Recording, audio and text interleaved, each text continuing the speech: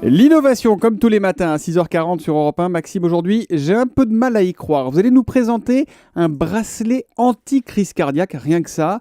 Ça sent l'arnaque. Vous croyez qu'on est dans sans aucun doute ou quoi aujourd'hui? Non, je sais que cette idée peut paraître un peu folle, je vous explique. Ce bracelet, il a un nom, Oxytone. Il ressemble en fait à une grosse montre, une très grosse montre.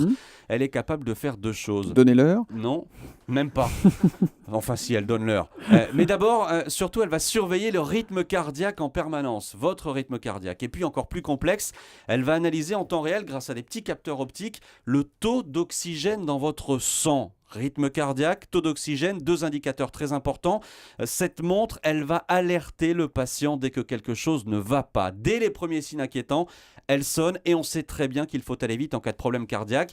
Elle sert donc à prévenir en quelque sorte les infarctus, mais toutes les données qu'elle collecte, elles sont aussi transmises au médecin qui, lui, va pouvoir analyser, on va dire, sur un plus long terme, l'état de santé du patient. Ah, du coup, je retire un peu mes sarcasmes. Ça a l'air quand même impressionnant, votre objet. C'est déjà en vente? C'est un projet? C'est un rêve de médecin? On en est où là? J'ai envie de dire qu'on y est presque. C'est une entreprise israélienne qui a mis au point l'Oxytone. Plusieurs prototypes existent déjà. Des premiers tests ont eu lieu sur des patients, mais une nouvelle campagne d'essais cliniques va être lancée. Il y a encore des petites améliorations au niveau du design qui sont attendues, mais si tout se passe comme prévu, dans un an et demi, on devrait pouvoir acheter cette montre ou ce bracelet. Le prix, sans doute autour de 150 €. Ah, donc c'est vraiment du grand public. Oui. Merci beaucoup, Maxime.